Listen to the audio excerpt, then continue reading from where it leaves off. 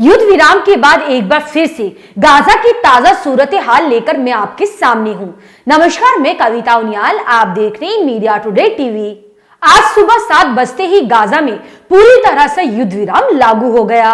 Israeli सैनिकों के हमले बंद हो गए और राहत सामग्री के आने का सिलसिला शुरू हो गया। सुबह युद्ध विराम के तुरंत बाद राहत सामग्री के ट्रक राफा क्रॉसिंग से गाजा पट्टी में दाखिल होते दिखाई दिए।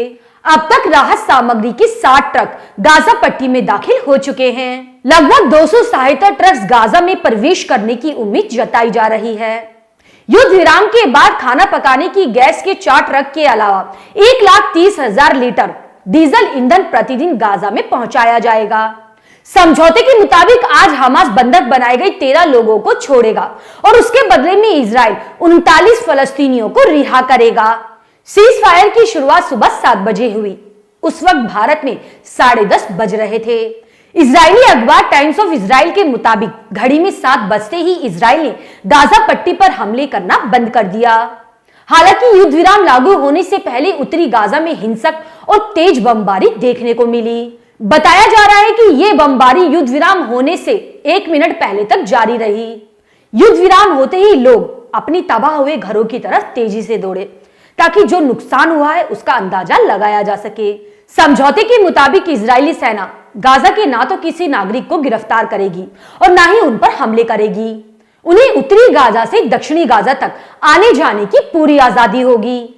इसलिए हजारों ऐसे लोग जो इजरायली हमलों से इधर उधर भटक रहे थे, युद्ध विराम होने के बाद वो अपने घरों की तरफ आते जाते दिखाई दिए। हमास की सैन्य शाखा अल कस्साम की प्रवक्ता अबू उबैदा ने इजराइल के साथ समझौता होने के बाद अपना पहला बयान जारी किया।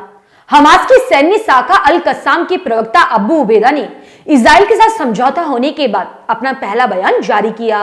अबू उबैदा ने कहा कि गाजा में जमीनी अभियान शुरू करने से पहले ही हमास ने इजराइल को यह प्रस्ताव दिया था, लेकिन उस समय इजराइल ने साफ इनकार कर दिया था। उन्होंने कहा कि इजराइल हमला करके कुछ हासिल नहीं कर पाया, इससे सिर्फ खून खराबा हुआ।